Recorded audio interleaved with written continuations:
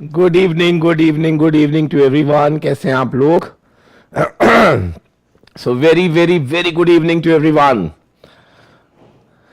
Radhe Radhe ji, Radhe Radhe. I am very good. मेरी back pain everything very fine, है ना, बिल्कुल परफेक्ट। आप सुनाओ, आप कैसे हो?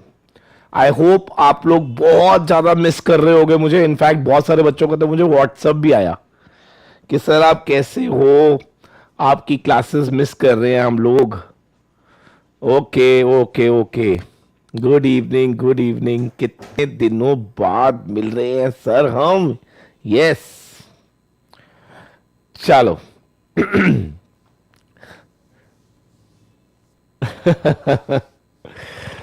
सर आप कहाँ पर चले गए थे?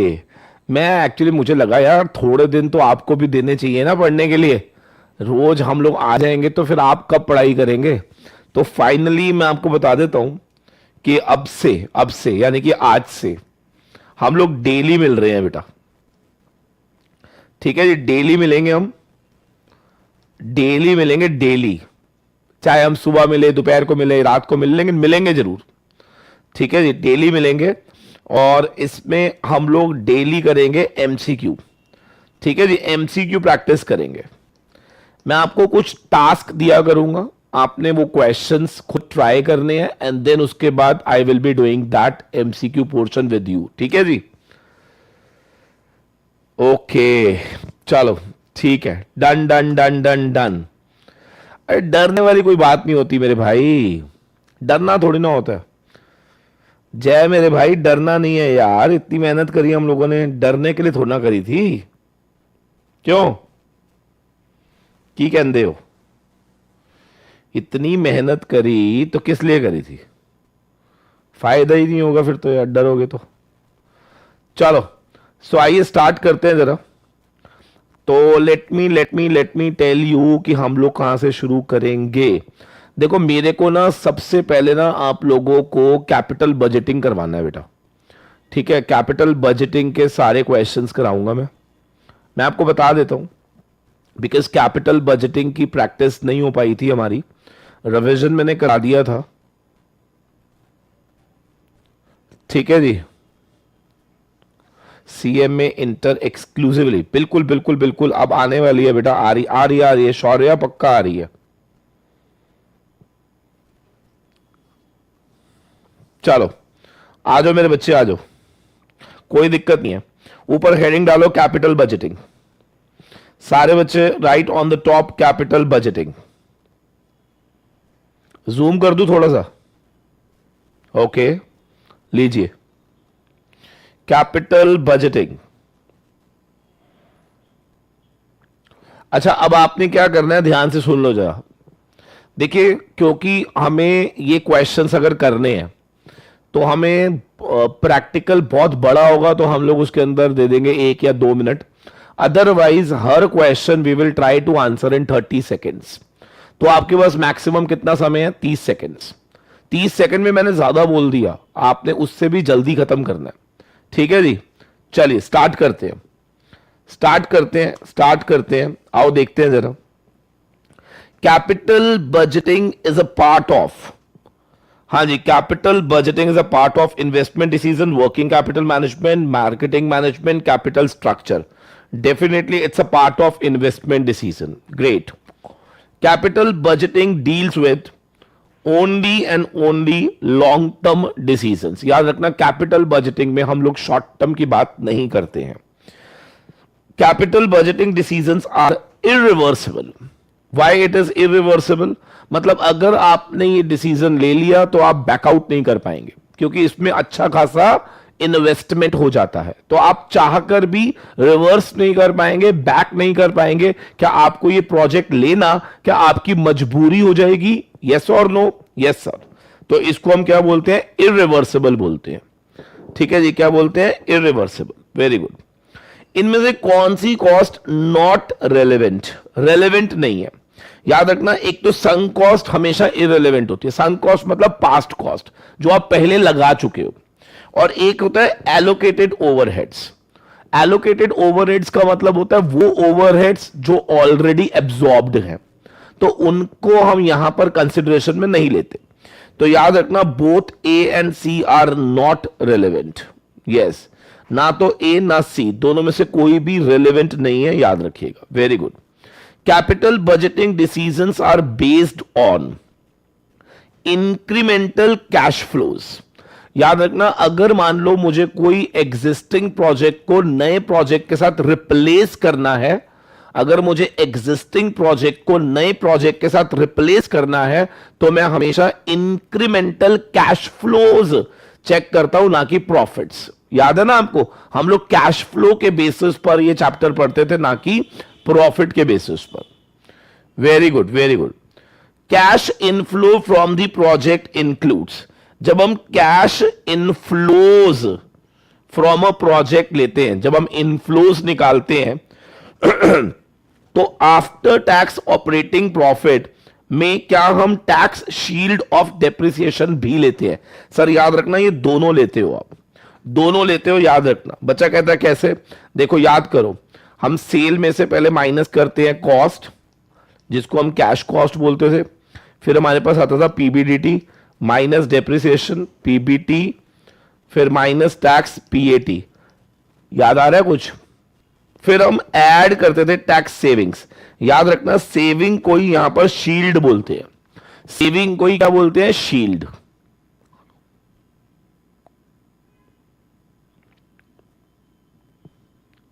लो जी, और ले लो, और जूम कर देते हैं, क्या दिक्कत है? बताओ डेप्रीसिएशन क्या है? Depreciation is incorporated in the cash flow because it reduces the tax liability. याद रखना, डेप्रीसिएशन को हमने कंसिडरेशन में क्यों लिया था? Just to consider tax savings, just to consider tax savings. Very good. इनमें से कौन सा ट्रू नहीं है? Not true. यानी कि इनमें से कौन सा फॉल्स है? कौन सा फॉल्स है? संक कॉस्ट इग्नोर्ड, सही है ये। Opportunity cost are excluded, sir ये फॉल्स है। याद रखना, अपॉर्चुनिटी कॉस्ट बहुत रेलेवेंट होती है, बहुत रेलेवेंट होती है, तो उसे हम एक्सक्लूड नहीं करते हैं। Opportunity cost are relevant and hence always considered in capital budgeting decisions. क्या सबको क्लियर है या नहीं? Very good. A proposal is not capital budgeting proposal if it brings short term benefits only. याद रखना, कोई भी प्रपोजल कैपिटल बजटिंग प्रपोजल नहीं कहलाएगा अगर उसमें सिर्फ और सिर्फ क्या पाया गया? शॉर्ट टर्म बेनिफिट्स पाए जाते हैं। Very well done, very well done, great.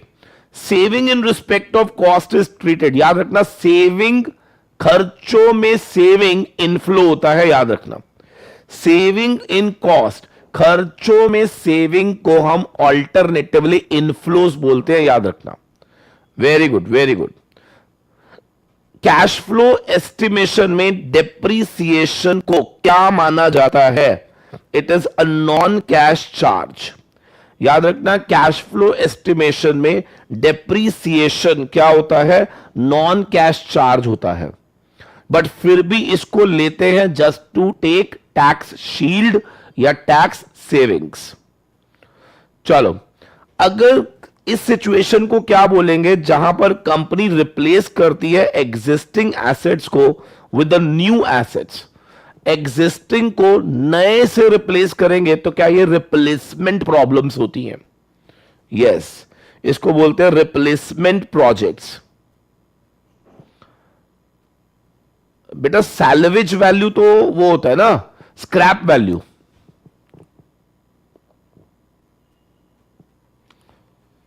Capital budgeting is a process which by which firm decide which long term investment to make। हाँ जी, कौन सी लॉन्ग टर्म इन्वेस्टमेंट करनी है, क्या इस डिसीजन को ही क्या कैपिटल बजटिंग डिसीजन कहा जाता है? Very good, very. आप ये मान के चलेगा कि आपका टेस्ट चल रहा है ये, ठीक है ना? आप बिल्कुल ऐसा प्रिज्यूम करिएगा कि आपका टेस्ट चल रहा है और आप एग्जामिनेशन रूम में बैठे हो। Are you understanding? बिकॉज जब आप ऐसा प्रिज्यूम करके ये क्वेश्चन अटेम्प्ट करोगे तो आपको कॉन्फिडेंस आएगा, देखना अभी आप। आप आज की क्लास के बाद आपको बहुत रिलीफ मिलेगा कि आपने इतने बड़े बड़े चैप्टर के एमसीक्यू खत्म कर दिए। ठीक है जी, चलो अब नेक्स्ट देखो जरा। Dash is a project whose cash flows are not affected by accept reject. पहले मैं आपको समझाता हूं होता क्या है, पहले सुन लीजिए आपने। देखिए म्यूचुअली एक्सक्लूसिव क्या होते हैं मालूम है? म्यूचुअली एक्सक्लूसिव का मतलब होता है two can not be accepted, two project can not be accepted एक साथ, यानी कि acceptance of one automatically rejects the other. लिख लीजिए, एक का एक्सेप्टेंस दूसरे का रिजेक्शन होगा, याद रखना, इसको बोलते हैं म्यूचुअली एक्सक्लूसिव। जो दोनों एक साथ सिलेक्ट नहीं हो सकते उनको बोलते हैं म्यूचुअली एक्सक्लूसिव। ठीक है जी। और इंडिपेंडेंट का मतलब होता है दोनों एक्सेप्ट भी हो सकते हैं और दोनों रिजेक्ट भी हो सकते हैं। तो अब वो क्या कह रहा है, क्या कह रहा है, ध्यान से सुनो। Dash is a project whose cash flows are not affected by accept reject decision for other project. मतलब दूसरा प्रोजेक्ट एक्सेप्ट हो या रिजेक्ट हो, मुझे कोई लेना देना नहीं है। क्या ये प्रोजेक्ट्स इंडिपेंडेंट प्रोजेक्ट्स कहलाएंगे? वेरी गुड, इनको क्या बोलेंगे आप? इंडिपेंडेंट, क्योंकि this project is not being affected by the acceptance and rejection of the other. Very good. चलो ये वाला बताओ। A project whose acceptance precludes the acceptance of one or more alternative। अगर आपने एक को एक्सेप्ट कर लिया तो दूसरा नहीं होगा, ये क्या कहलाएगा? Come on come on come on, very good, mutually exclusive projects. Beautiful beautiful. चलो ये वाला बताओ। A project whose acceptance does not prevent और रिक्वायर द एक्सेप्टेंस। मतलब समझ रहे हो, एक का एक्सेप्टेंस दूसरे को नहीं रोक रहा है, वो भी एक्सेप्ट हो जाए, तो क्या ये इंडिपेंडेंट कहलाएगा? Very good. अगर आप नहीं रोक रहे हो तो ये इंडिपेंडेंट कहलाएगा, याद रखना। लेकिन अगर आप रोक रहे हो तो ये कहलाएगा mutual exclusive. Very well done, बहुत बढ़िया। समझ के करना है, सब बच्चों ने पहले बता रहा हूं। जैसे ही आप डेप्रिसिएशन ऐड करते हो प्रॉफिट आफ्टर टैक्स में, तो वो क्या कहलाता था? CF80। क्या कहलाता था? CF80। जैसे आप ऐड करते हो डेप्रिसिएशन को पैट में, तो हमारे पास क्या आता था? CF80। वेरी गुड, बहुत अच्छे से हमने क्वेश्चन करा हुआ है। The term mutually exclusive investment means selection of one precludes the selection of the alternatives. Very good. एक का सिलेक्शन दूसरे ऑल्टरनेटिव को रिजेक्ट करेगा, क्या इसी को म्यूचुअली एक्सक्लूसिव इन्वेस्टमेंट बोला जाता है? ब्यूटीफुल यार, beautiful. Which of the following is true about mutually exclusive projects? They are not in competition या दे आर इन कॉम्पिटिशन? जल्दी बताओ।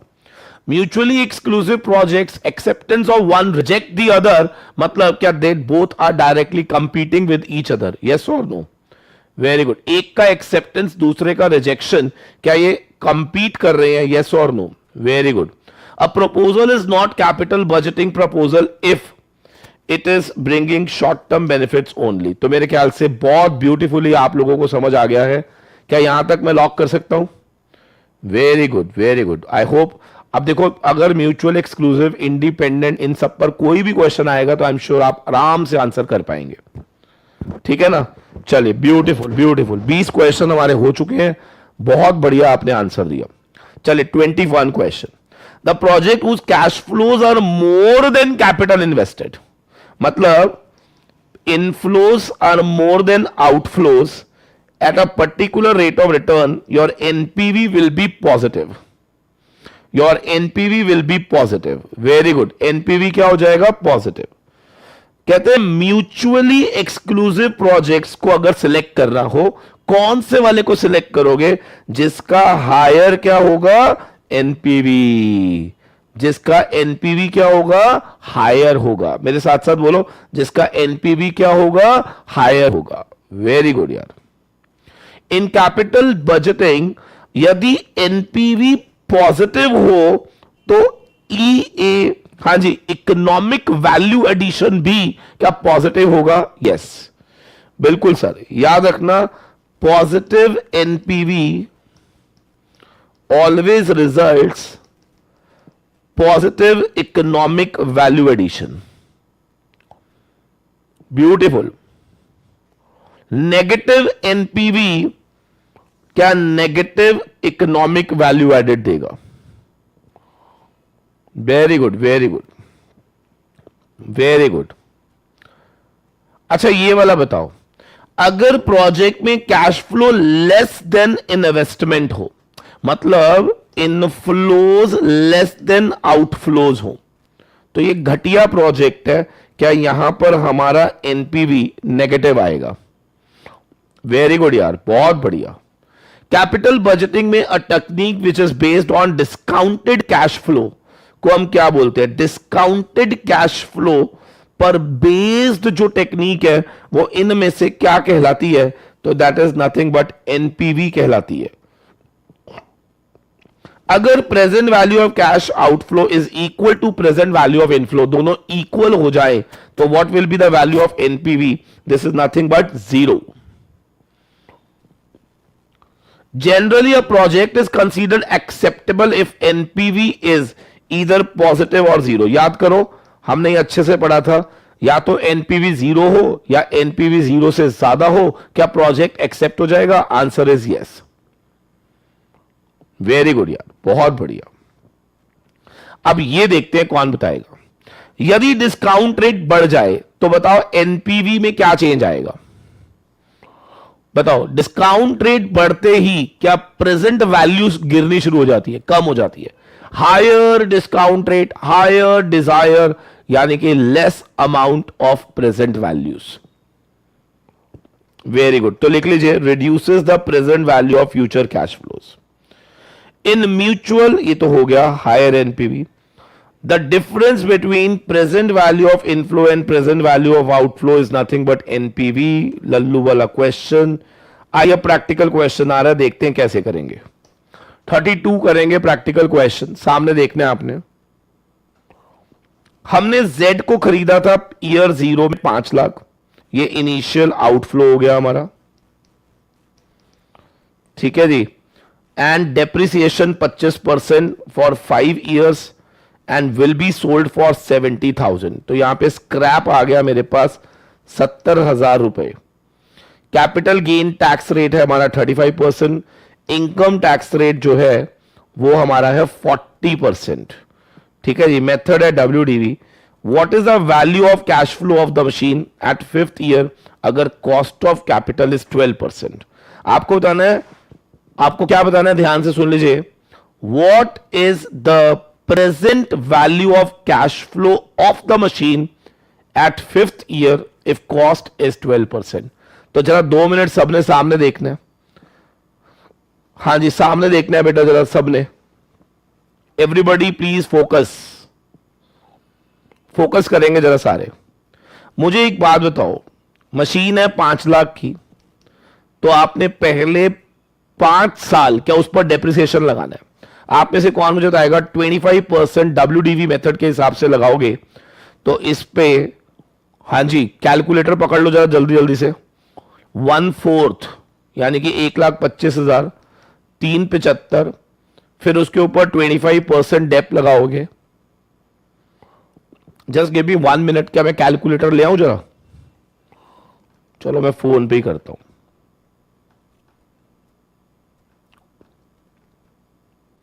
हाँ जी, इसका 25% 93750, 2 साल का डेप लग गया।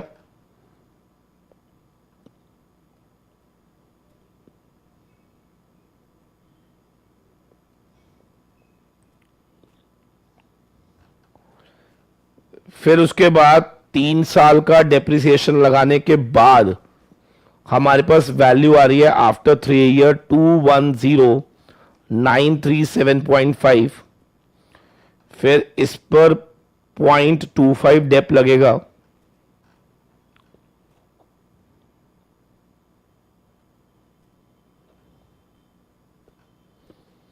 That is 52734। तो हमारे पास वैल्यू आ जाएगी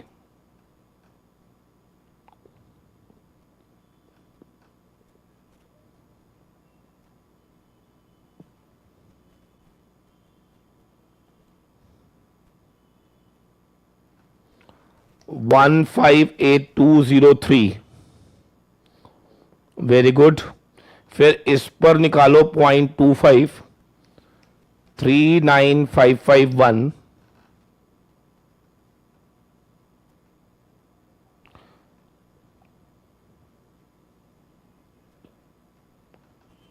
हमारे पास वैल्यू आएगी 118652। ये फर्स्ट ईयर की वैल्यू, सेकेंड ईयर की वैल्यू, थर्ड ईयर की वैल्यू, फोर्थ ईयर की वैल्यू, फिफ्थ ईयर की वैल्यू।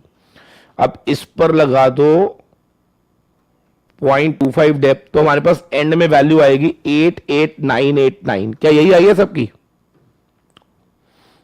एक बार चेक करना जरा, क्या फिफ्थ ईयर के एंड में वैल्यू 88989 आ रही है? Come on.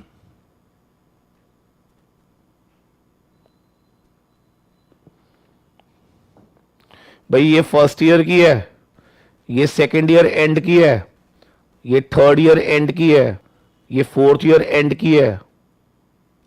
अच्छा यही आ रही है सिम। अच्छा अच्छा, ठीक है ठीक है ठीक है। अब आप मुझे बताओ, फिफ्थ ईयर में ये प्रोडक्ट कितने का बिक रहा है हमारा? 70,000 का बिक रहा है।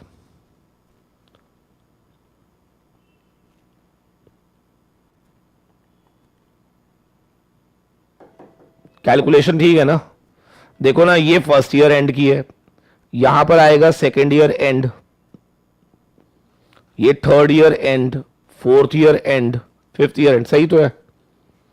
ठीक है ठीक है। अब आप मुझे बताओ, इतने वाली चीज अगर 70 में बिक रही है तो हमें लॉस कितना हुआ ये बताओ। सर हमें लॉस हो गया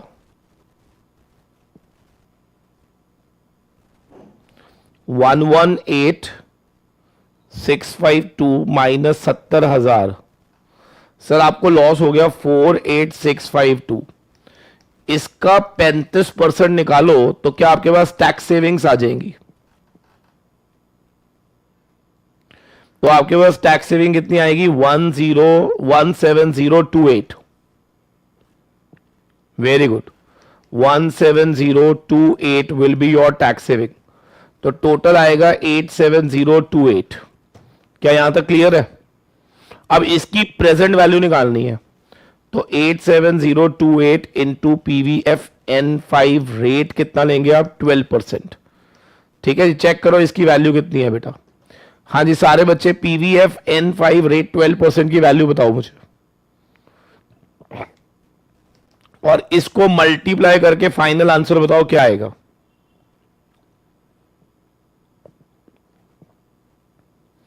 कौन सा आ रहा है? 49345।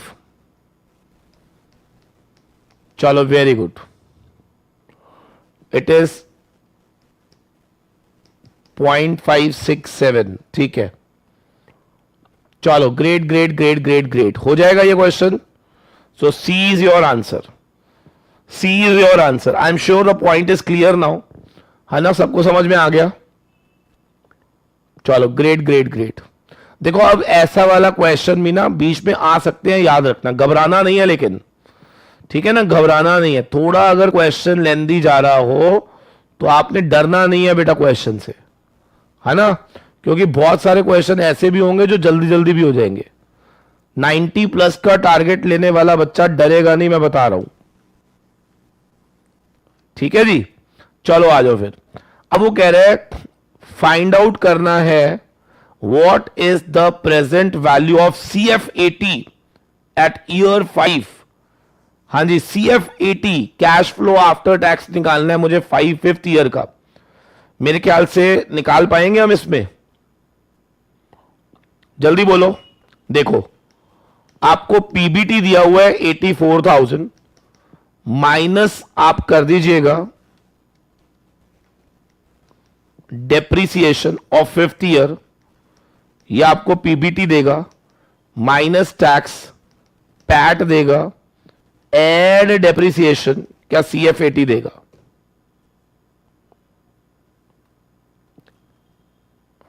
हाँ बिल्कुल बिल्कुल नियरेस्ट वाले को कर लीजिएगा।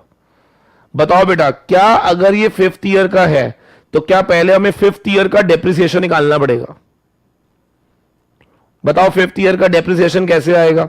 देखो 0 पीरियड पे 10 लाख है तो ये फिर से निकालेंगे हम 2.5 लाख 7.5 लाख, ऐसे करते करते क्या 5वें साल का जो डेप्रिसिएशन आएगा वो यहां रख देना, पीबीटी आएगा, माइनस करना टैक्स पैट आएगा, डेप्रिसिएशन को वापस ऐड कर देना, सीएफएटी आएगा, इनटू पीवीएफ कर देना N5 विद रेट 12%। अगर हो जाएगा तो बताओ कर लेंगे हम? बोलो मेरे दोस्तों, एक बारी हरी झंडी दे दो, कर लेंगे या नहीं? चलो ठीक है, हो जाएगा, है ना, हो जाएगा ना। चलो ग्रेट, कोई डिफिकल्ट होगा ना तो उस पर रुकेंगे हम। आ जाओ जरा, प्रॉफिटेबिलिटी इंडेक्स क्या था, कौन बताएगा? What was pi? Present value of inflow upon present value of outflow.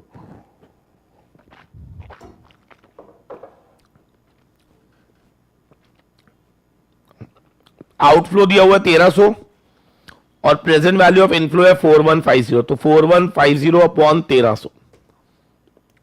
तो मेरे ख्याल से सबको याद होगा, प्रॉफिटेबिलिटी इंडेक्स के बेसिस पर अगर मुझे डिसीजन लेना हो तो कौन बताएगा कौन सा प्रोजेक्ट एक्सेप्ट हो जाता है? जब आपका पीआई या तो ग्रेटर देन 1 हो या पीआई इक्वल टू 1 हो। चलो ग्रेट, ब्यूटीफुल ब्यूटीफुल। अब यहां देखेंगे जरा, यदि हमारा इनिशियल कॉस्ट इतना है, पीआई इतना है, बताओ present value of cash flow क्या होगा? सिंपल है ना, पीआई दिया हुआ है 5.6, है ना, present value of inflow upon outflow is 5.6, तो आउटफ्लो को उधर ले जाएंगे हम, बस मल्टीप्लाई कर देना जो भी आएगा। ग्रेट ग्रेट ग्रेट, हो जाएगा ये। अच्छा एक बात बताओ, पीआई 0.92 है, इसका क्या मतलब है? बोलो बोलो, 0.92 है, इसका मतलब क्या है? प्रोजेक्ट एनपीवी क्या 0 से बड़ा है? नो। क्या प्रोजेक्ट एनपीवी ग्रेटर देन 1 है? नो। प्रोजेक्ट कॉस्ट जो है outflow less than present value of project benefits returns 92% of in the present value for each rupee invested। बताओ क्या करेक्ट आंसर है? The project return 92% in present value for every 1 rupee invested। Yes, the correct answer is D। Very good, very good।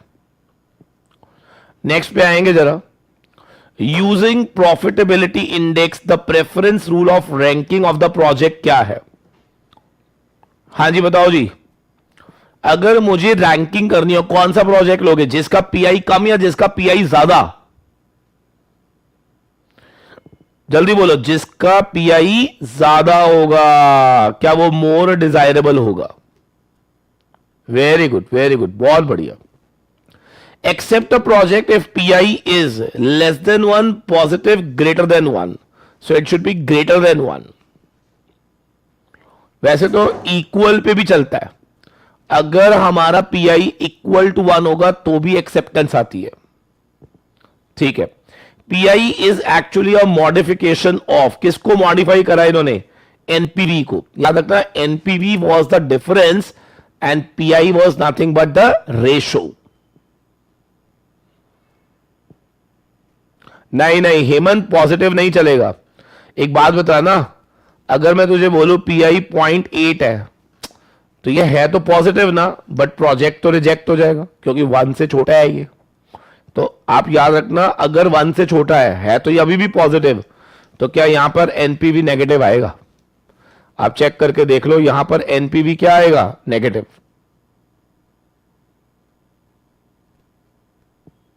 मेरी बात सबको समझ आ गई है नहीं? बेटा पीआई पॉजिटिव नहीं चाहिए मुझे, 1 या 1 से बड़ा चाहिए। बोलो। ठीक है, अब ये वाला क्वेश्चन देखो जरा। पीआई दिया हुआ है 1.20167, ठीक है जी। तो present value of inflow upon present value of outflow 1.20167 दिया हुआ है, ठीक है बेटा। Project generate equal cash flow over 5 times, तो इसका मतलब क्या है, CF80 into PVAF N5 with rate 12% upon 1.5 lakh रुपए इज इक्वल टू 1.20167। क्या CF80 निकल जाएगा? Yes sir. जल्दी बोलो, क्या यहां से CF80 निकल जाएगा? बिल्कुल सर। 1.5 लाख को यहां लेकर आओ और इसकी वैल्यू को डिवाइड कर देना, तो क्या आपके पास CF80 आ जाएगा। चलो, great great great great great. 40 question done, 34 minutes, जिसमें हमने स्टार्टिंग के 5 मिनट में कुछ भी नहीं करा था, तो अप्रोक्सीमेटली 29 मिनट में आपने 40 क्वेश्चन किए। वेरी गुड यार। चलो अगला क्वेश्चन देखेंगे जरा। In uneven cash flows IRR is abbreviated of an. IRR क्या होता है? हाँ बिल्कुल है, बिल्कुल है। What is IRR? Internal rate of return. Very good. IRR stands for internal rate of return. यदि कोई दो प्रोजेक्ट इंडिपेंडेंट हो तो क्या IRR और NPV का रिजल्ट सेम आएगा? Answer is yes.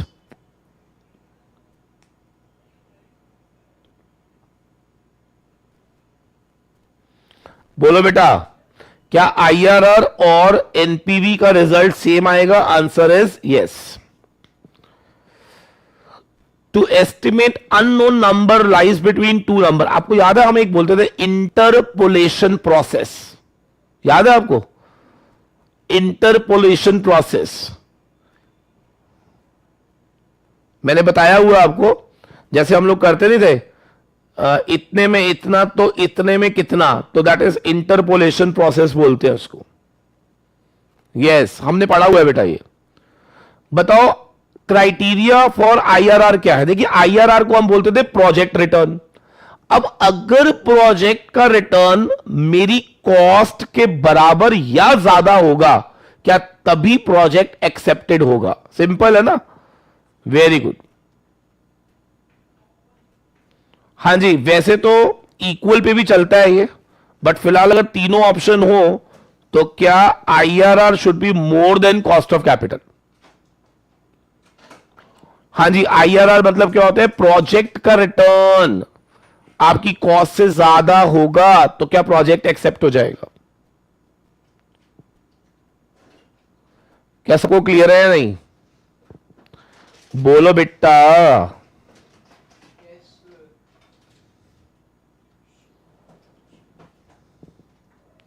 नेक्स्ट देखेंगे जरा। IRR क्या होता है? It's a discount rate which causes pay back equal to 1 year, या discount rate which causes NPV equal to 0। Yes sir, एक ऐसा रेट जहां पर NPV विल बी 0। एक ऐसा रेट जहां पर NPV विल बी 0। हाँ जी, कौन बताएगा? What is IRR? A rate where NPV will be equal to 0। बहुत बढ़िया यार। Sir, ABC Limited wishes to undertake a project requiring an investment of 7,32,000 which will generate equal annual inflows of इतना in perpetuity. Tell me what is IRR? बहुत beautiful है यार ये question. क्या at IRR NPV 0? Present value of inflow is equal to present value of outflow. Outflow दिया हुआ है 7,32,000 और परपीचुटी है, तो क्या डिवाइड बाय आई कर दूंगा मैं, है ना? याद है ना परपीचुटी में प्रेजेंट वैल्यू का फॉर्मूला क्या था? Divide by I. तो बट इसको क्रॉस कर दीजिए, तो 146,400 divide by 7,32,000 is equal to I. Check करो जरा कितना आएगा। 146,400 डिवाइड बाय 7,32,000। हाँ जी, कितना परसेंटेज आया? 20%। चेक कर लो यार जरा।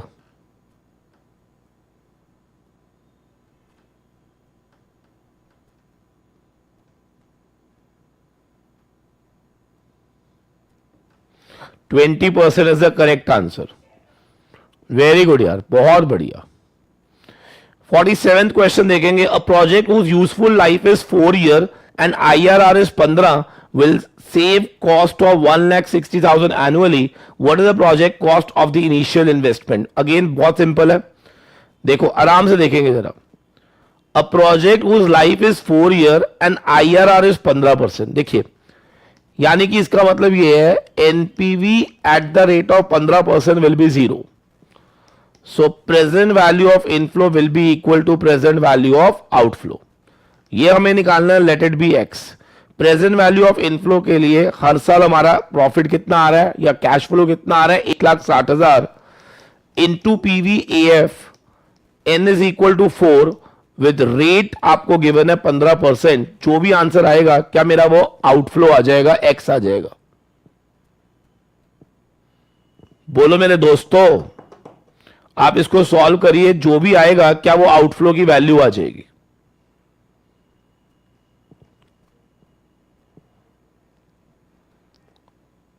अरे बोलो ना, सो गए क्या सारे?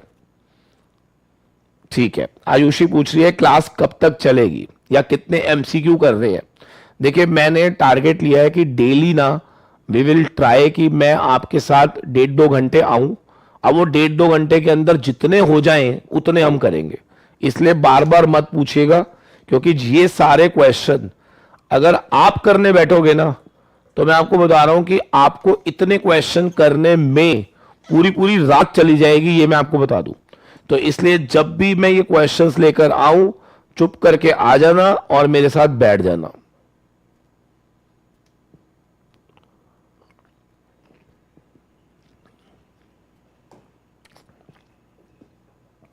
चलो मल्टीप्लाई कर लो, देख लो रेट 15% N4 पे जो भी वैल्यू आ रही है इंटू 160 कर लो। जो भी आ रहा है, जो भी आ रहा है कर लीजिए। अब आ जाओ जरा, पे बैक पीरियड क्या है? द रिटर्न आफ्टर पे of period is not considered. बिल्कुल सही कह रहा है वो। देखिए, मान लीजिए कि एक प्रोजेक्ट का पे बैक पीरियड है 2 इयर्स। छोटा सा एग्जांपल देता हूं। मान लो आउटफ्लो है 10 लाख और CF80 आपका आ रहा है 5 लाख, 5 लाख, 5 लाख। तो हमने क्या बोला? पे बैक पीरियड इज 2 इयर्स। आपने नोटिस ही नहीं करा कि आगे वो क्या दे रहा है।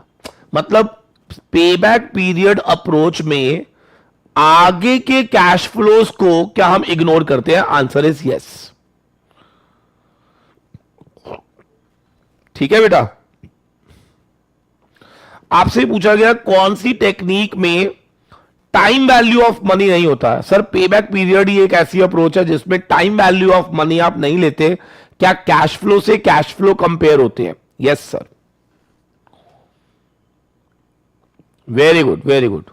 अब ये क्वेश्चन जरा ध्यान से पढ़ना। The uncovered cost at the start of the year is 200। Now try to understand. ये बच्चों को ना समझ नहीं आता। आप ना एक काम करो, पे बैक पीरियड का ना एक फॉर्मूला लिखो सारे बच्चे। पे बैक पीरियड का एक फॉर्मूला लिखो सारे बच्चे। सारे बच्चे लिखो जरा, याद करो क्या लिखते थे हम लोग। मान लो 3 साल में हमारा जितना रिकवर हो गया पहले वो, प्लस लिखो अनकवर कॉस्ट अपॉन में फुल कैश फ्लो इंटू 1।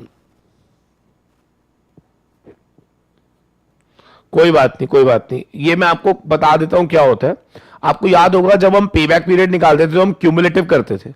तो जब हम क्यूमुलेटिव करते थे ना, तो आपको याद होगा जितना हमारा अमाउंट आ जाता था एक पर्टिकुलर टाइम तक, जैसे मान लो आपका पेबैक 3 और 4 के बीच में आ रहा है, तो हम क्या लिखते थे, 3 प्लस समथिंग करते थे ना, तो वो 3 में हम क्या ऐड करते थे उसका ये फॉर्मूला है। आप मेरी बात समझ रहे ना?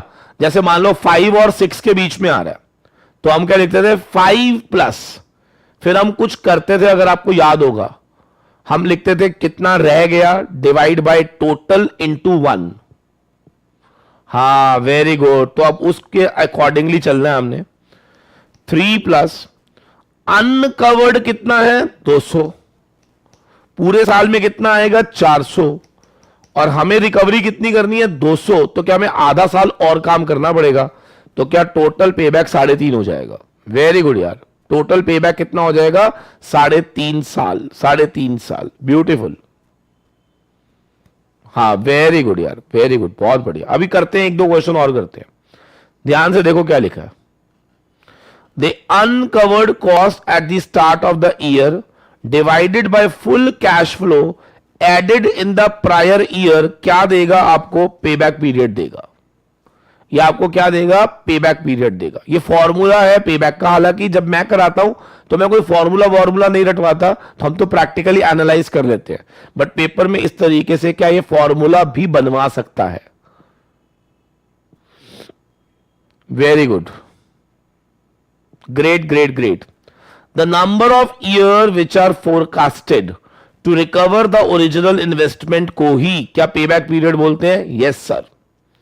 विच of the following represent the amount of time taken for a capital budgeting project to recover the initial cost, payback period.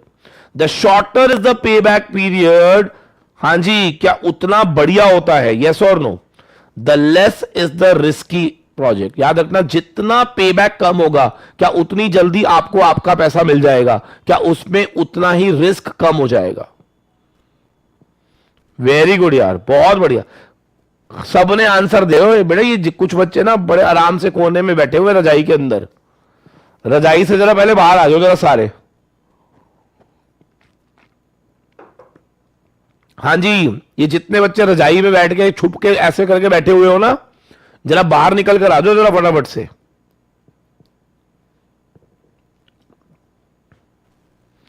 चलो, ranking projects according to their ability to repay quickly may be useful to किस तरह की firms को payback period approach better लगती है। देखो, बड़ी simple सी बात है।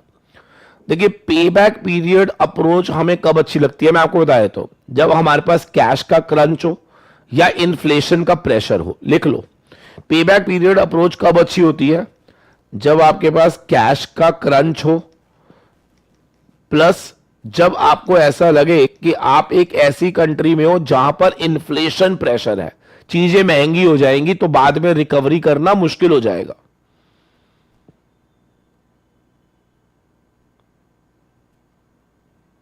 ठीक है, तो अब आराम से पढ़ेंगे।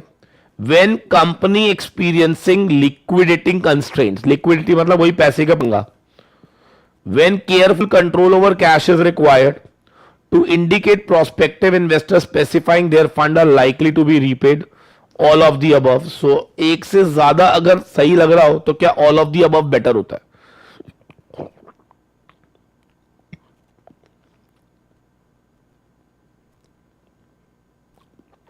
अच्छा जी, ठंड हो रही है क्या तुम्हारे यहां पे? किस किस के यहां पे बहुत ठंड हो रही है? ओ भाई, आयुषी दार्जिलिंग से हो?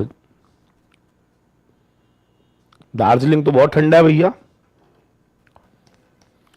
चलो जी, 56। What is the following is the demerit. Demerit क्या है?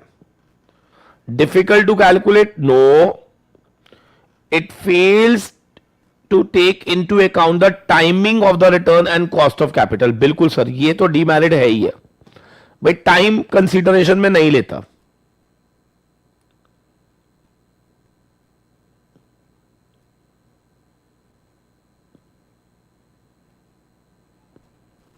चलो वेरी गुड। अच्छा कोई दो ड्रॉबैक बताने हैं सर। एक तो टाइम इग्नोर करता है और ये एक पेबैक के पीरियड के आगे वाले कैश फ्लोज को इग्नोर कर देता है। Time value of money ignore करता है और cash flow beyond payback period को इग्नोर करता है। याद रखना दो ड्रॉबैक होते हैं मेन। वेरी गुड यार, बहुत बढ़िया, शानदार, जबरदस्त, आउटस्टैंडिंग। चलो ये वाला क्वेश्चन करके दिखाओ। ये वाला क्वेश्चन करते हैं, ये बहुत बढ़िया क्वेश्चन है, मुझे लगता है आपसे नहीं होगा। देखो आईआरआर दिया हुआ है 15%, पीआई दिया हुआ है 1.05, आपको बताना है कॉस्ट ऑफ कैपिटल, ठीक है जी, आपको बताना है एनपीवी। अगर हमारी एनुअल कॉस्ट सेविंग्स हमें गिवन है 96,000 और लाइफ दिया हुआ है 5 इयर्स। देखो पहला काम क्या करो, आईआरआर को यूज करके ना पहले आउटफ्लो निकालो।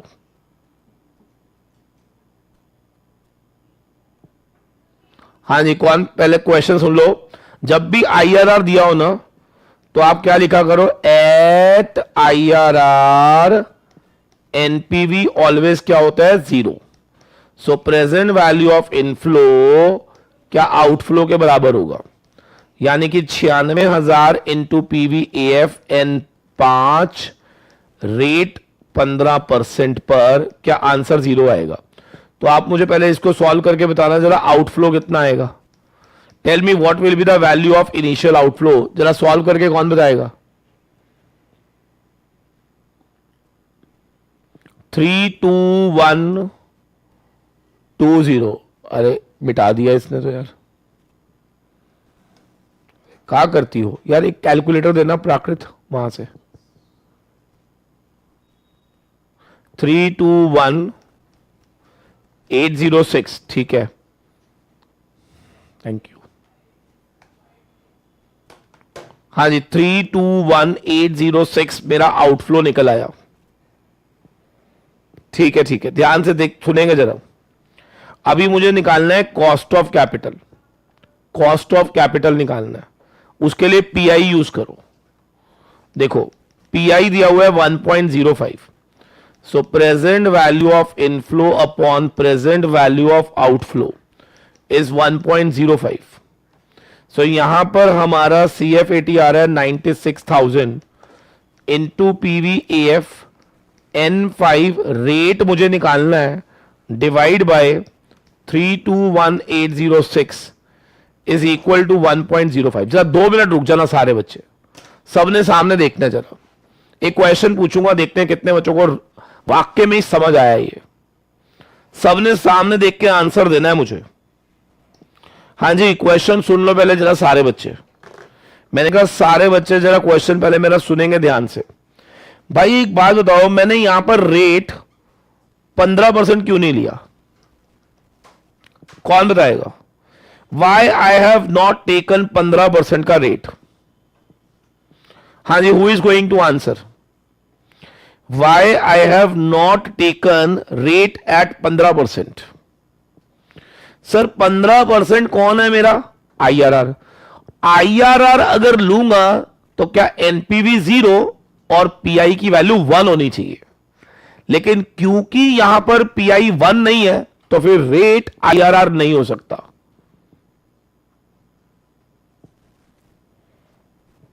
Very good Saqib, very good. याद रखना अगर आपने आईआरआर ले लिया तो क्या पीआई की वैल्यू 1 होनी चाहिए। फिर क्या ये मेरी बात सबको समझ में आई, बिकॉज ये बहुत इंपॉर्टेंट पॉइंट है, इसका समझ में आना बहुत जरूरी है। एक बार सारे बच्चे बता दीजिए क्या ये बात समझ में आई। क्योंकि पीआई की वैल्यू 1 के अलावा कुछ और है तो रेट आईआरआर नहीं होगा, क्या यही रेट मेरी कॉस्ट ऑफ कैपिटल कहलाएगा। Yes sir. तो अब यहां से ना आप निकालो पीवीएफ N5 रेट हमें निकालना है 1.05321,806 डिवाइड बाय 96,000। बताओ जी वैल्यू क्या आएगी। 321,806 1.05 डिवाइड बाय 96,000। सर ये आंसर आ जाएगा 3.51975। अब आपको ये चेक करना है कि कौन से रेट पर यह वैल्यू आएगी। समझ आ रही है या नहीं? कौन से रेट पर यह वैल्यू आएगी। देखो अगर तो टेबल दिया होगा पेपर में तो आप टेबल देख के चेक कर लेना, नहीं तो क्या ऑप्शंस को हमें चेक करना पड़ेगा। इन सबका पीवीएएफ निकाल लो N5 पे, जिसका आंसर 3.5197 आएगा। क्या वही रेट आपको लेना है?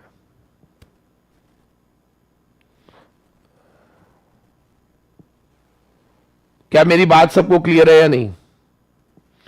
जिस रेट पर पीवीएएफ की वैल्यू 3.51975 आएगी, क्या वही रेट मुझे पिक करना है? चलो अगर 13% पे आ रही है तो 13 आंसर आ गया। 1.13 डिवाइड बाय 1 2 3 4 5।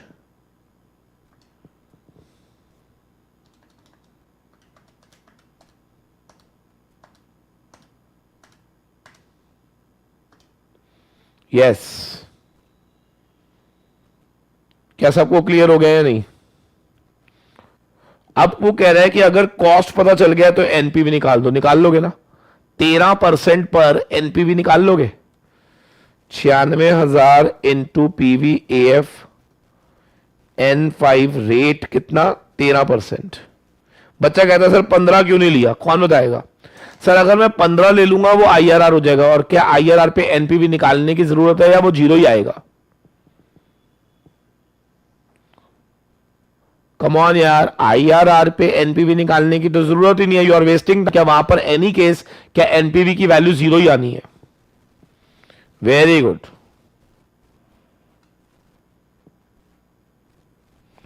ठीक है,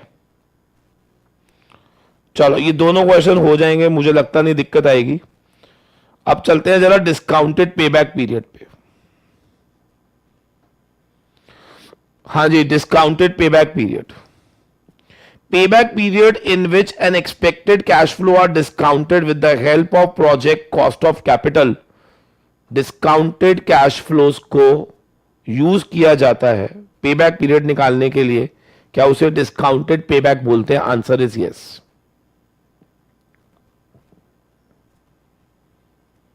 ठीक है, NPV, pi, payback, discounted payback, ये वो मेथड हैं जो कि हमें हेल्प करते हैं for evaluation of any project.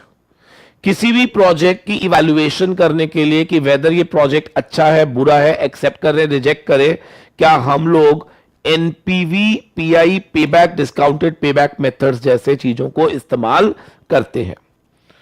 A project is accepted when NPV 0, yes, IRR will be greater than cost, yes, PI will be greater than unity यानी कि 1, any of the above, answer is any of the above. Very good. अब ये वाला answer सबने ध्यान से देना है। Which of the following statement is incorrect regarding a normal project? Incorrect, जो स्टेटमेंट गलत है, इनमें से कौन सी स्टेटमेंट गलत है? गलत है। NPV of the project is greater than 0, pi more than 1, the statement is correct. जब जब एनपीवी 0 से बड़ा होता है, पीआई की वैल्यू 1 से बड़ी होती है, the statement is absolutely correct. IRR of the project at 8%, its NPV using the discount rate KO greater than 8% will be less than 0. Come on यार, IRR 8% पे NPV 0 आएगा, सबको मालूम है। लेकिन अगर हम 8% से, हाँ जी सुन लो ध्यान से, using a discount rate greater than 8% will be less than 0, क्या ये सही है गलत है? ये स्टेटमेंट का पहले मीनिंग बता दो मुझे। यदि हम 8% से ऊपर का रेट का इस्तेमाल करेंगे तो क्या मेरा एनपीवी लेस देन 0 आएगा?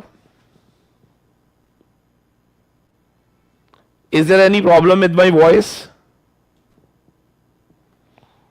आवाज आ रही है मेरी?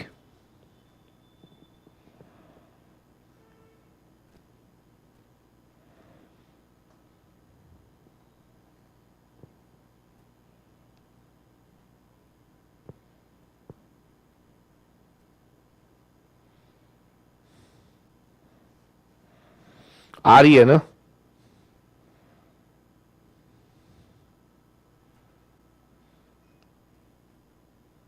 समझ लो ना पहले यार, समझो मेरी बात को।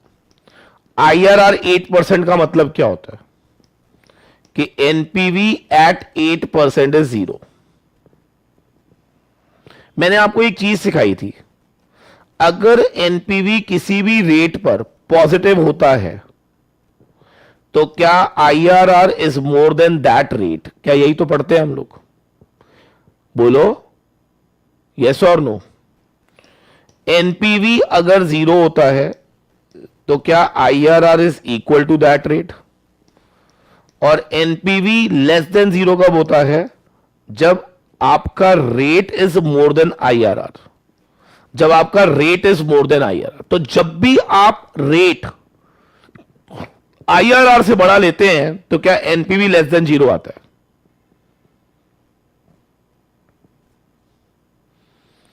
कम ऑन एवरीबॉडी, क्या ये बात समझ आ रही है?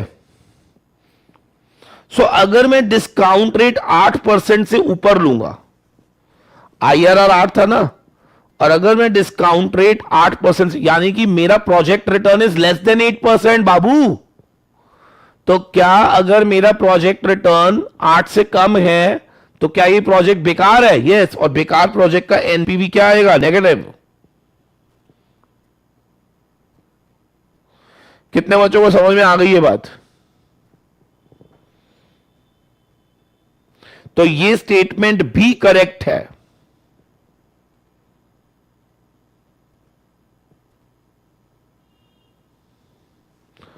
ओहो, कितनी बार तो ये चीज बताई है मैंने।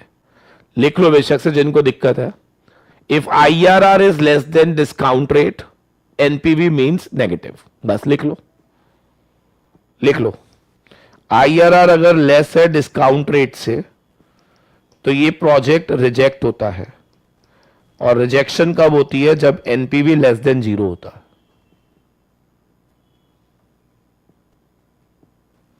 ठीक है ना? अब आ जाओ जैसे सी पॉइंट पे। अगर PI of the project is 0 then ये इक्वल है। सर ये इनकरेक्ट है, याद रखना। अगर वो इक्वल होता तो पीआई की वैल्यू 1 होनी चाहिए थी। हाँ जी, पीआई की वैल्यू 1 होनी चाहिए थी। अगर इनफ्लो आउटफ्लो के इक्वल होगा तो पीआई की value should be 1। Very good. तो आंसर जो है सी जो है वो इनकरेक्ट है। कौन सा मेथड इग्नोर करता है time value of money? None of the above. सब में टाइम वैल्यू आती है। हां, पेबैक पीरियड अगर ऑप्शन में होता तो क्या वो इग्नोर करता है?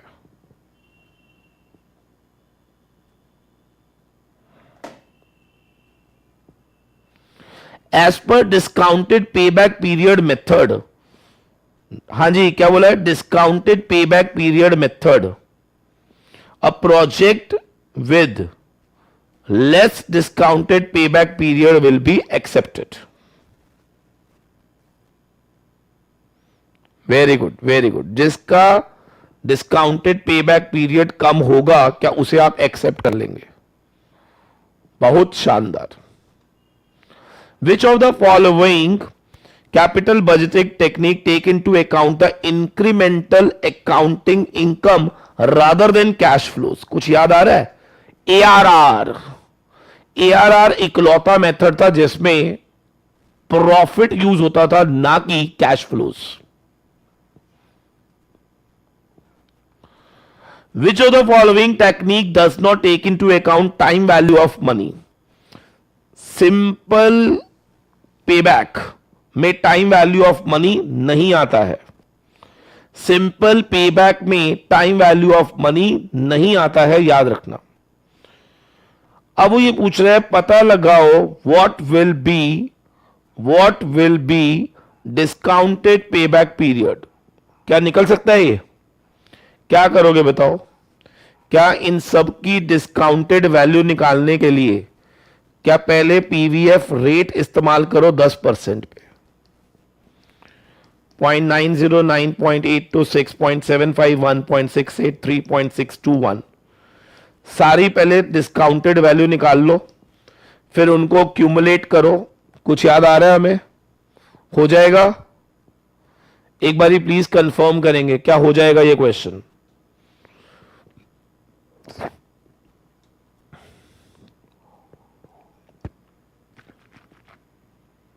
बहुत बढ़िया, जबरदस्त।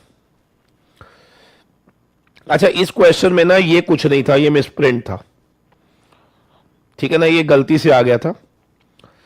एक प्रोजेक्ट है जिसमें इनिशियल इन्वेस्टमेंट है मेरी 40,000 और हमारे कैश फ्लोज दिए हुए हैं 3 साल के अंदर 8400, 14, 300, 32, 800। ठीक है जी। WACC 12% है। कंपनी विल सिलेक्ट मशीन क्योंकि उसका एनपीवी पॉजिटिव है, पीआई इतना है, आईआरआर इस बीच में है, ऑल ऑफ दी अबव। तो भाई हमें क्या करना है पता है आपको? ना सारा कुछ निकालना है इसमें। 12% पे आप क्या निकालो? पहले प्रेजेंट वैल्यू निकालो सबकी, ठीक है। एनपीवी निकालो, आप देखोगे एनपीवी यही आएगा, पीआई भी यही आएगा, आईआरआर भी यही आएगा, तो answer all of the above आ जाएगा। ठीक है जी, आप चेक कर लेना, एनपीवी आपका इतना ही आएगा और पीआई भी इतना ही आएगा, और दो कोई चीज करेक्ट हो तो क्या correct answer all of the above हो जाता है। क्या मेरी बात सबको समझ आ रही है या नहीं? निकाल के दिखाऊं मैं इसको? 0.892,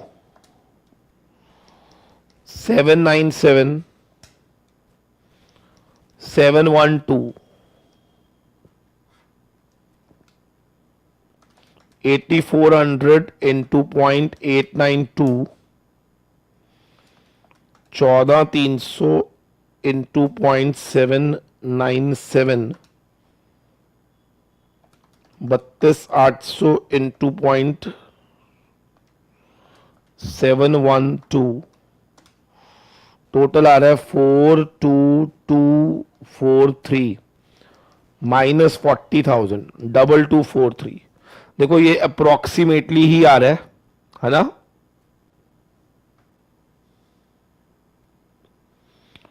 बच्चा कह रहा है हो जाएगा, हमसे हो जाएगा, बहुत अच्छी बात है।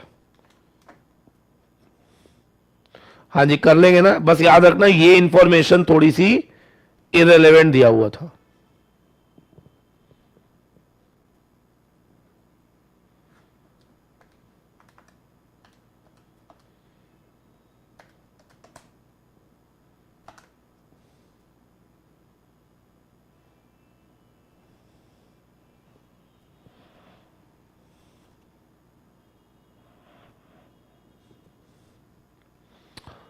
ठीक है,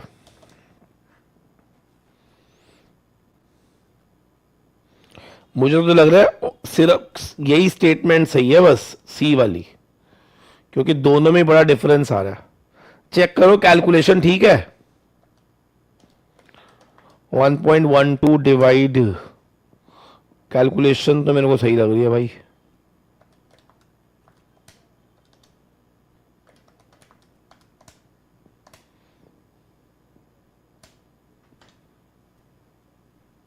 सी ही आंसर होगा इसका सिर्फ।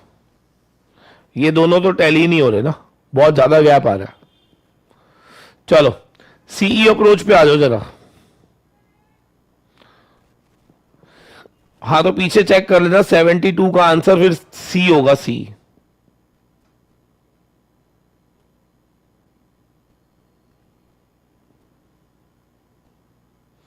ओके, आ जाओ जरा, सर्टेनिटी इक्विवेलेंट अप्रोच।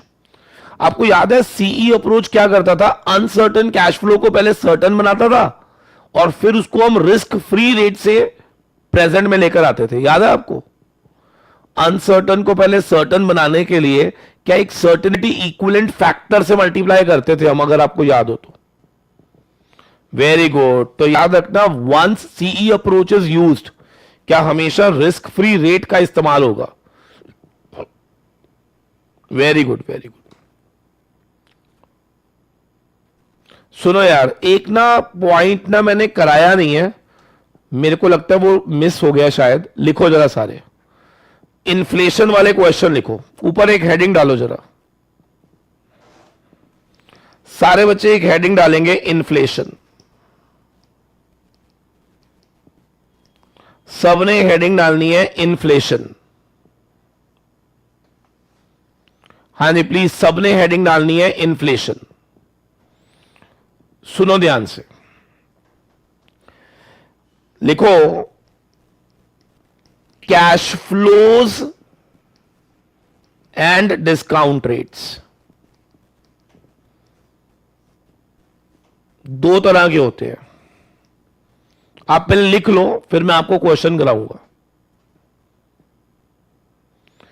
एक होता है रियल कैश फ्लो और एक होता है नॉमिनल कैश फ्लोज। इसको मनी कैश फ्लोज भी बोलते हैं, इसको इन्फ्लेशन एडजस्टेड कैश फ्लोज भी बोलते हैं। नोट कर लीजिए, दो तरह के कैश फ्लोज होते हैं, एक रियल और एक होता है इन्फ्लेशन एडजस्टेड। डिस्काउंट रेट भी दो तरह के होते हैं, real discount rate, nominal money या इन्फ्लेशन एडजस्टेड डिस्काउंट रेट्स। याद रख लीजिए प्लीज, कैश फ्लो भी दो तरह के होते हैं, डिस्काउंट रेट भी दो तरह के होते हैं।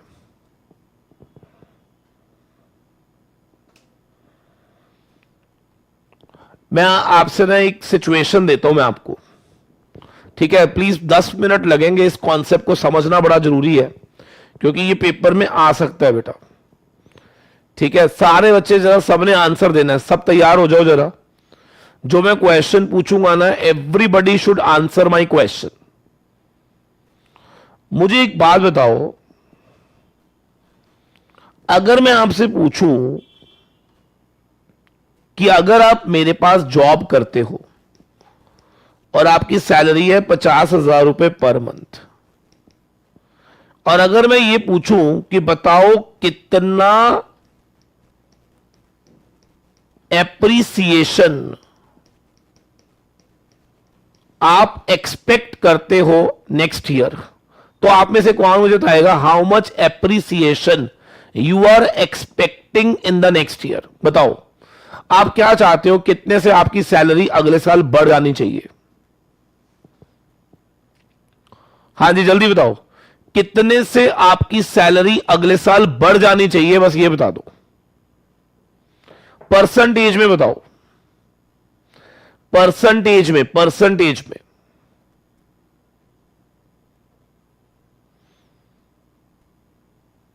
देखो आप अभी दिमाग क्यों लगा रहे हो, आप मेरे को जनरल बताओ ना। बच्चा कहता है सर मेरी सैलरी बढ़नी चाहिए 10% इन रियल टर्म्स। इसका मीनिंग बताओ, 10% इन रियल टर्म्स का मतलब बताओ। मतलब अगर इन्फ्लेशन 5 है तो क्या मेरा अगर 10 बढ़ेगा तो रियल टर्म्स में 10 बढ़ा या 10 से कम बढ़ेगा? सोचो भाई, आपने मेरी सैलरी बढ़ाई, आपने मनी सैलरी तो बढ़ा दी, लेकिन अगर इन्फ्लेशन भी उतने से बढ़ी तो रियल सेंस में कुछ भी नहीं बढ़ा।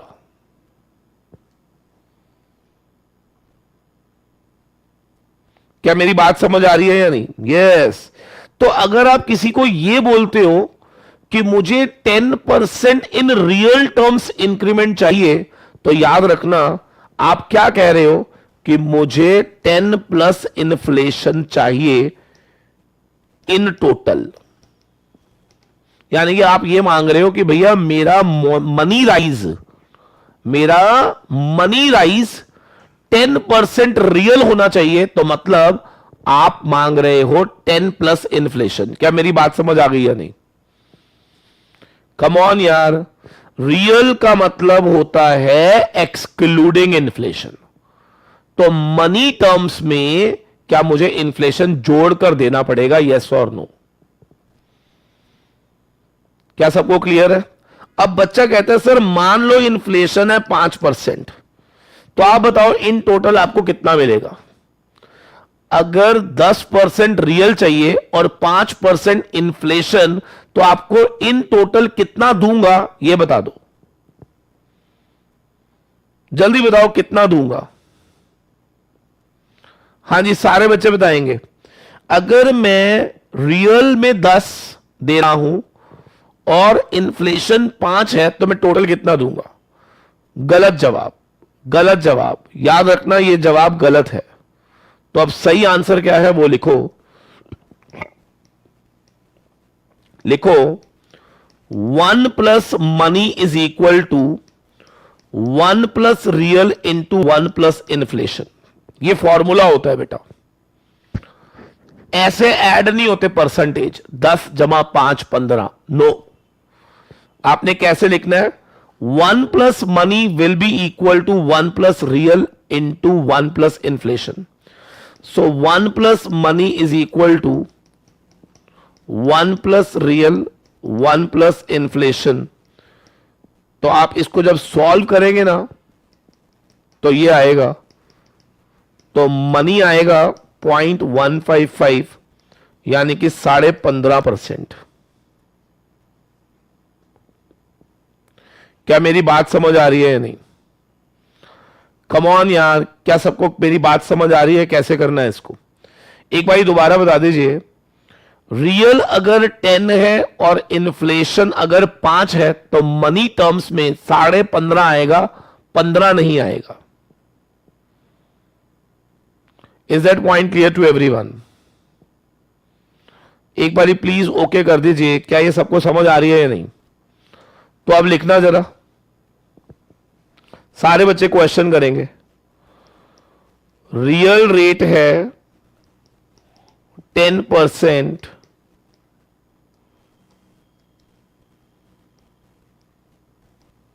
और मनी रेट है 16%।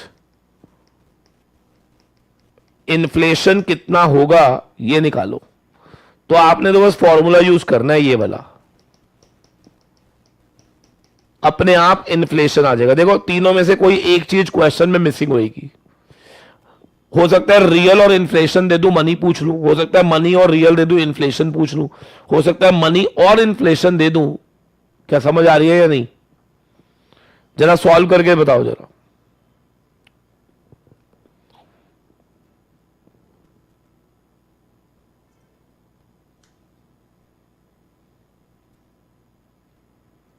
सागर कहता है क्यों, why? Sagar because inflation is over and above real. तो पहले रियल का राइज आएगा और उसके ऊपर हमें इन्फ्लेशन का राइज चाहिए।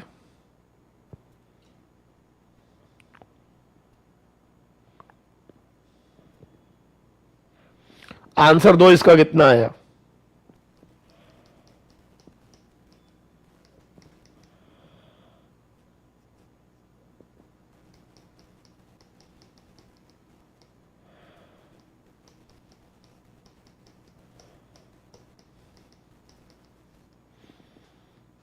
Very good, very good. सबका आंसर आ गया? एक बारी ओके करेंगे।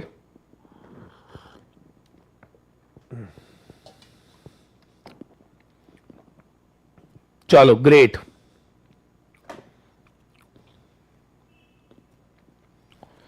अच्छा, अब एक बच्चा पूछता है कि सर इसका यूज क्या है, तो लिख लो। अगर क्वेश्चन में रियल कैश फ्लो दिया हो तो क्या हमें रियल डिस्काउंट रेट चाहिए?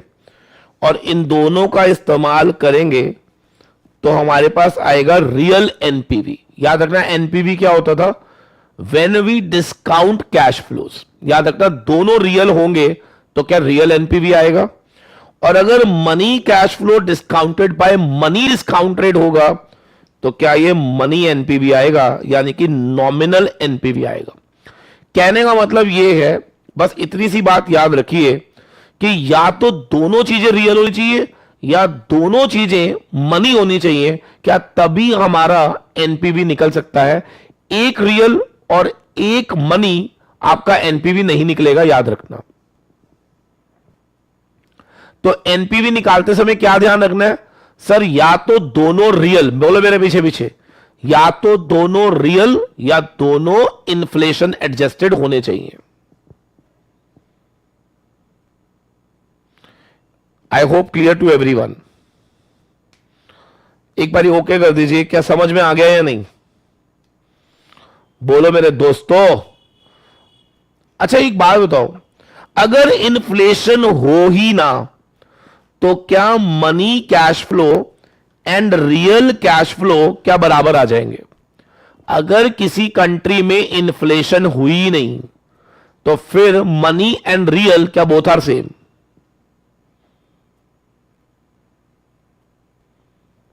वेरी गुड, पहला क्वेश्चन हो गया हमारा। Real cash flows must be discounted with dash to get present value at the rate equal to.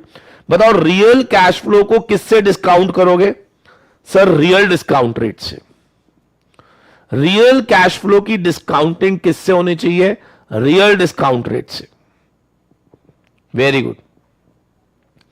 Real rate of return क्या होता है, नॉमिनल को क्या डिवाइड बाय इन्फ्लेशन करते हैं हम। यस, हालांकि इन्होंने ऐसे लिखा हुआ है बट होना क्या चाहिए, 1 plus nominal upon 1 plus inflation is equal to 1 plus real. क्या मेरी बात समझ आ रही है या नहीं, ठीक है। अगर रियल 10 है, इन्फ्लेशन 4, तो बताओ मनी कितना होगा। 10 जमा 4 नहीं करना, याद रखना, क्या 1.10 1.04, if I am not wrong 14.4 आएगा ये।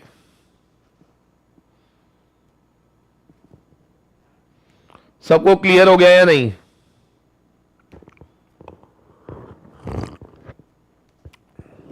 Very good.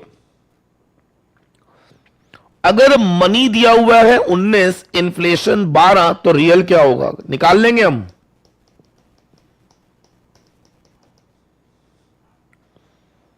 बोलो मेरे दोस्तों।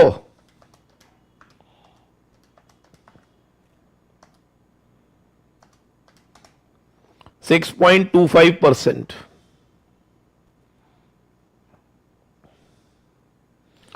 बताओ money discount rate is equal to what, 1 plus inflation 1 plus real का प्रोडक्ट -1। बिल्कुल सही है। देखो ना, 1 plus money is equal to 1 plus real into 1 plus inflation है ना, तो अगर खाली मनी चाहिए तो 1 को भी उधर ले जाओ तो ये -1 हो जाएगा। रियल डिस्काउंट रेट कैसे आएगा, मनी को डिवाइड करेंगे इन्फ्लेशन से, फिर -1। C answer. Which of the following can not be true. बताओ जी, क्या रियल,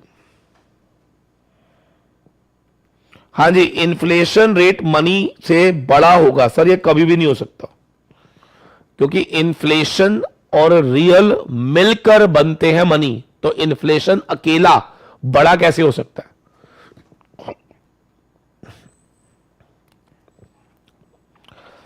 कहते हैं money cash flows should be adjusted for only inflation effect, only time value factor और बोथ। सर ये बोथ आएगा। अब बच्चा कहता है सर ये नहीं समझ आया मुझे, तो सुनो ध्यान से। मैंने क्या बोला, मैंने अभी अभी चार्ट बनाया था, देखना जरा, कौन बताएगा। मैंने क्या कहा था, मनी कैश फ्लो को क्या मनी डिस्काउंट रेट से करोगे, और मनी डिस्काउंट रेट में क्या रियल भी है और इन्फ्लेशन दोनों है। मेरी बात समझ आ रही है? मनी कैश फ्लो को डिस्काउंट करेंगे मनी वाले से, और मनी में क्या रियल और इन्फ्लेशन दोनों है। इसीलिए करेक्ट आंसर क्या होगा, जल्दी बताओ? Both A and B. Very good. The major difference between real and nominal returns, क्या खाली इन्फ्लेशन होता है? रियल और नॉमिनल रिटर्न्स में मेजर डिफरेंस किस चीज का होता है? That real returns use actual and nominal use expected. Real adjust for this and nominal do not. Real adjust for inflation and nominal return do not. A आएगा।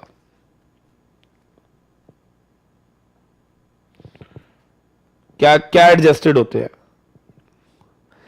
देखो, nominal को हम बोलते हैं एडजस्टेड। अरे एडजस्टेड लेकिन बना कैसे लल्लू लाल? क्या वो रियल और इन्फ्लेशन दोनों से एडजस्टेड हुआ ना? तो अगर मैं कहूं कि मैंने आपको नॉमिनल नहीं दिया तो आप रियल पे भी करोगे और फिर उसको इन्फ्लेशन से भी, दोनों से करोगे ना। या ऑल्टरनेटिवली आप क्या कह सकते हो, मनी रेट से करोगे। देखो, बोलने के दो तरीके हैं। या तो आप बोलोगे मनी कैश फ्लो की डिस्काउंटिंग मनी से होएगी, मनी डिस्काउंट रेट। अब कई लोग ऐसे भी तो बोल सकते हैं ना कि मनी कैश फ्लो की डिस्काउंटिंग पहले रियल से कर लो, फिर दोबारा डिस्काउंटिंग इन्फ्लेशन से कर लो। रियल और इन्फ्लेशन बोलोगे तो दो बार बोलना पड़ेगा।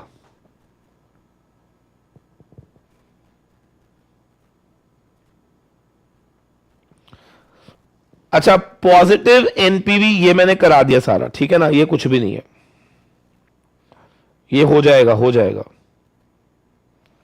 Nominal interest rate, nominal cash flows are usually reflected inflation effects.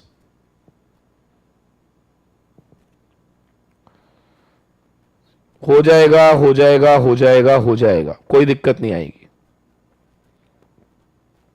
अच्छा, इस क्वेश्चन में ना अगर आपने 105 करा हो तो ये 14% है, 1496 कुछ नहीं है, 14%।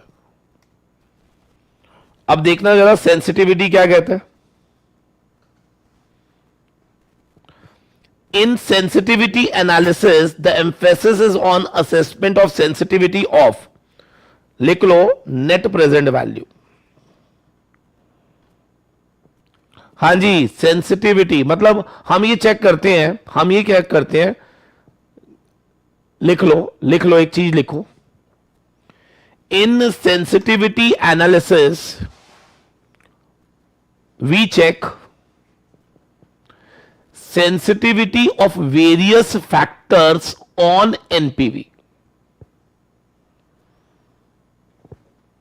We check sensitivity of various factor on NPV. Life बढ़ जाए तो एनपीवी पे क्या चेंज आएगा, डिस्काउंट रेट बदल जाए तो एनपीवी पे क्या चेंज आएगा, इनिशियल आउटफ्लो बदल जाए तो एनपीवी पे क्या चेंज आएगा। तो ये सारी चीजें हम लोग यहां पर असेस करते हैं। अच्छा, एक बात हो, जो मोस्ट सेंसिटिव वेरिएबल होता है उसे इग्नोर करना है या उसे मैक्सिमम इंपॉर्टेंस देनी है, कौन बताएगा? मोस्ट सेंसिटिव फैक्टर को हमें क्या करना चाहिए, इग्नोर या आपको ज्यादा उसको इंपॉर्टेंस देनी है? यस, ज्यादा इंपॉर्टेंस देनी है। Very good. अब यहां पे उसने पूछा है सेंसिटिविटी निकालो किसकी, कॉस्ट ऑफ कैपिटल की। सर आपको याद है मैंने आपको एक चीज बताई थी, किसी को याद है कि जब भी कॉस्ट ऑफ कैपिटल के लिए सेंसिटिविटी निकालनी हो तो पहले आईआरआर निकालो। कितने बच्चों को याद है ये बात? हां जी, हमने क्या पढ़ा था इसमें, हम कब तक बर्दाश्त कर सकते हैं कॉस्ट का वेरिएशन। तो मैंने क्या बताया था, जब तक एनपीवी जीरो ना हो जाए, और एनपीवी जीरो जिस रेट पे होता है क्या वो आईआरआर कहलाता है? बोलो बेटा। तो अब एक काम करते हैं, इस पे ना आईआरआर पहले निकालते हैं। तो लिखो जरा, कॉस्ट दिया हुआ है 12,000, CF80 4500, लाइफ दी हुई है 4 इयर्स। लाइफ कितनी है? 4 years। चल भाई क्या चाहता है?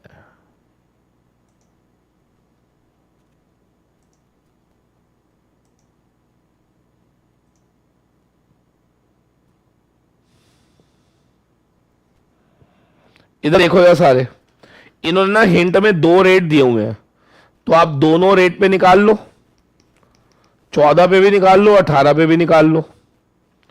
निकालना जरा सारे बच्चे।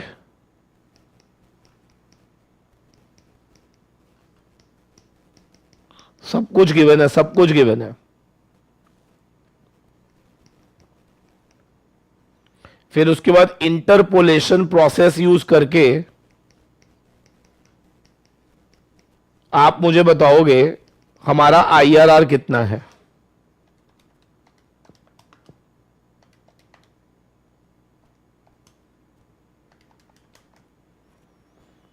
ग्यारह सौ 11.65।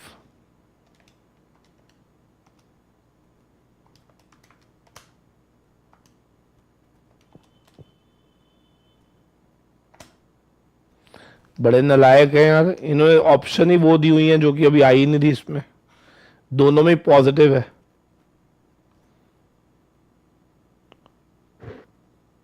कौन है यार ये बदतमीज?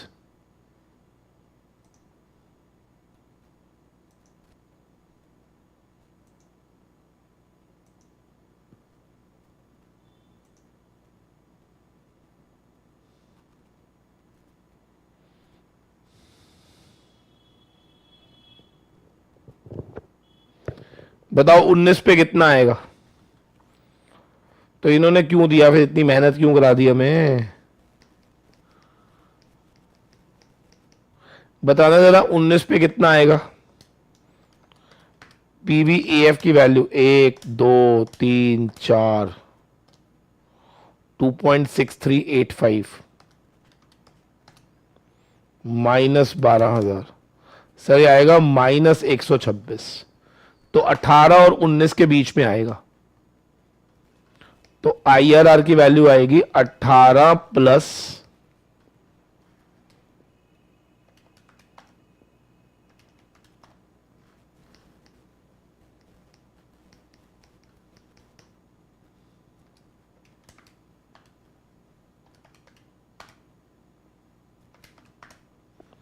सर ये आएगा 18.4545। सर इसका मीनिंग कोई बताएगा आप में से? देखो हमने सोचा था 14, हमने कितना सोचा था? 14। अगर हमारा रेट बढ़कर 18.4545 भी हो जाए तो हमें कोई फर्क नहीं पड़ेगा।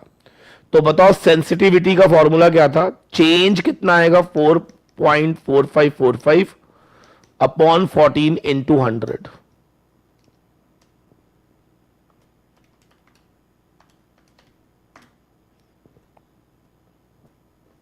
कहां गड़बड़ हो रही है यार?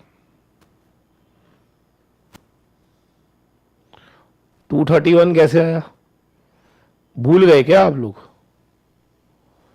आईआरआर का फॉर्मूला क्या था? 1% के गैप में क्या 231 का फ्लक्चुएशन है? तो फॉर 105 हमें कितना फ्लक्चुएशन चाहिए? क्या वही तो ऐड करते थे हम?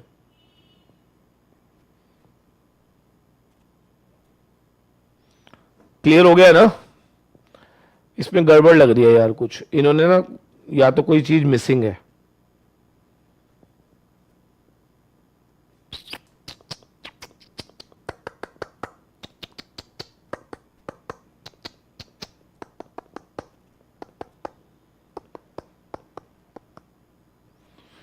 कैलकुलेशन देखो सही है हमारी?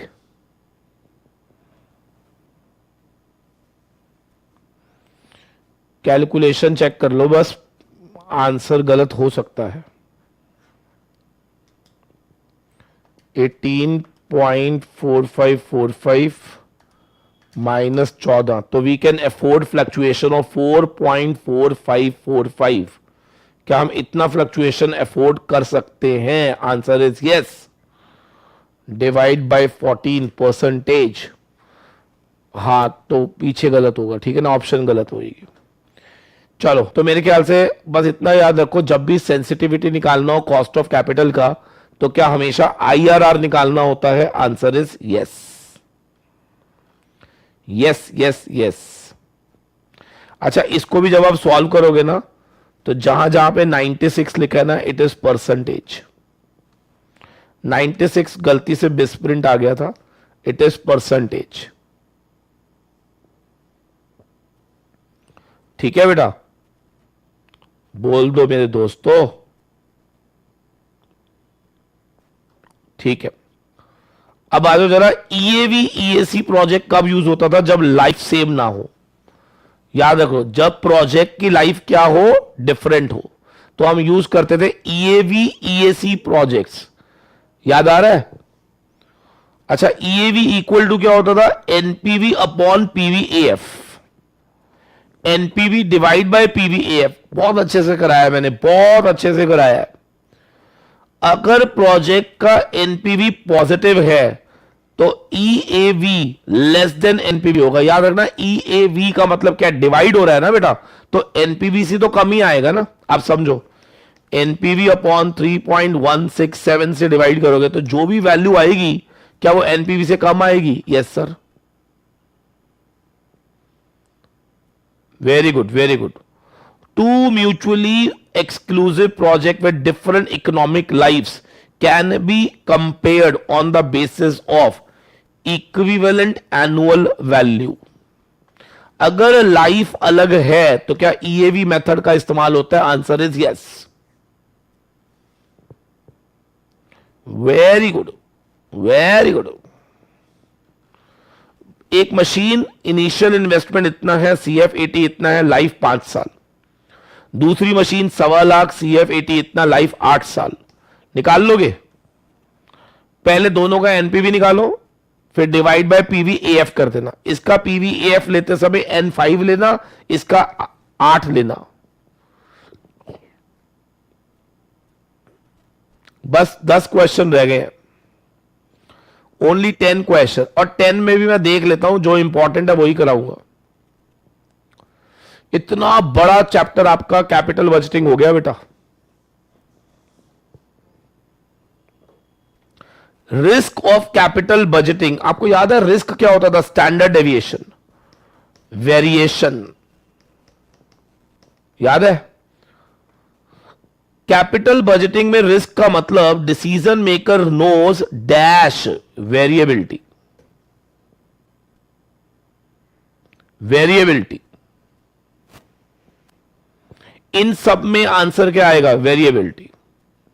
Risk of capital budgeting is same as, हाँ जी, risk in capital budgeting is same as variability of cash flows.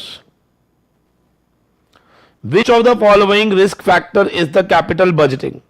Industry specific, competition, project specific, all of the above.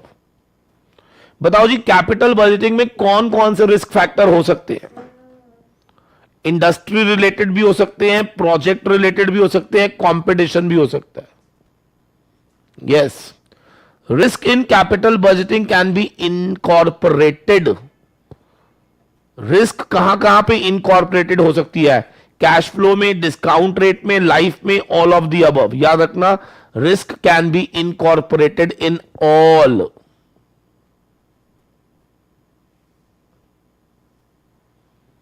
ठीक है। लोअर स्टैंडर्ड डेविएशन क्या lower risk होता है? Yes sir. यदि NPV और standard deviation अलग हो तो याद करो हम क्या निकालते थे? सीवी। याद है आपको? सीवी का फॉर्मूला क्या था? Standard deviation upon NPV into 100। और जिसका सीवी कम होता था, क्या वो एक्सेप्ट होता था? Very good very good.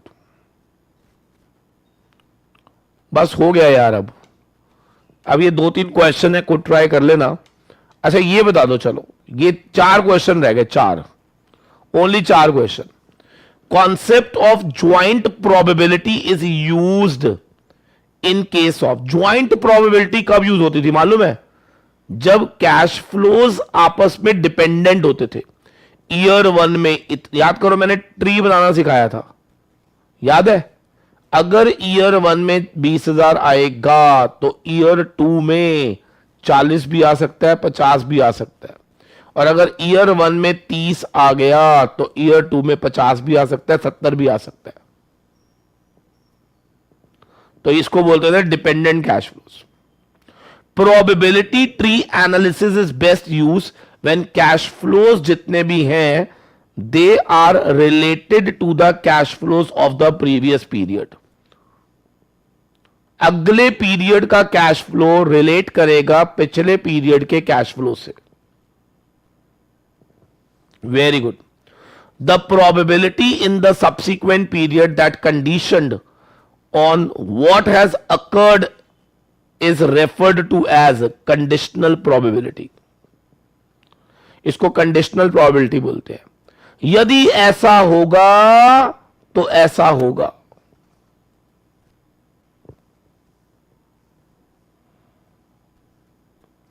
Which of the following is a correct formula for coefficient of variation? Standard deviation divided by NPV.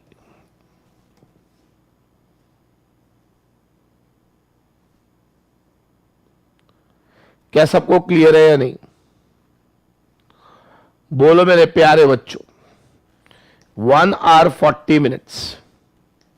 देखो अगर हम हर चैप्टर को, ये तो बहुत बड़ा चैप्टर था, बहुत सारे चैप्टर ऐसे भी है जो छोटे छोटे चैप्टर्स हैं।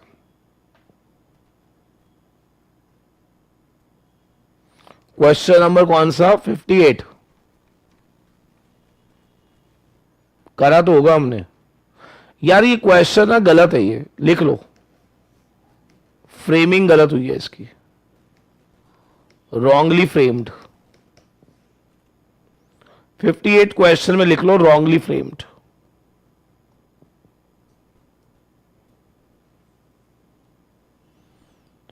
ईबीसीएल का देखते हैं हो जाएगा।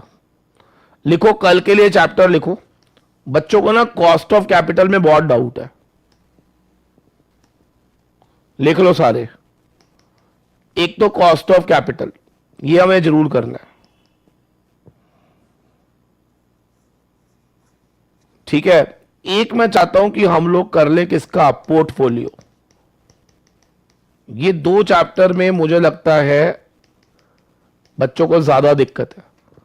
कल हम ये चैप्टर कवर अप करेंगे और परसों मैं आपको दूंगा सीएमए के चैप्टर।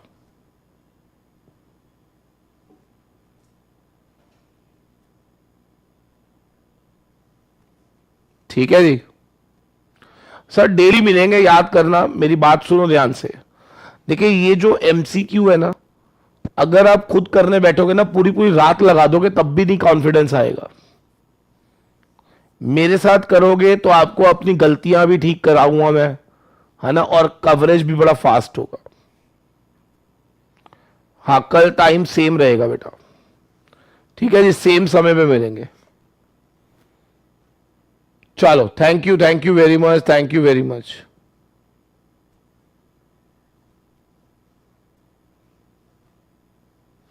लीवरेज भी करा दूंगा, चिंता मत करो। ठीक है जी, चलो बाय बाय।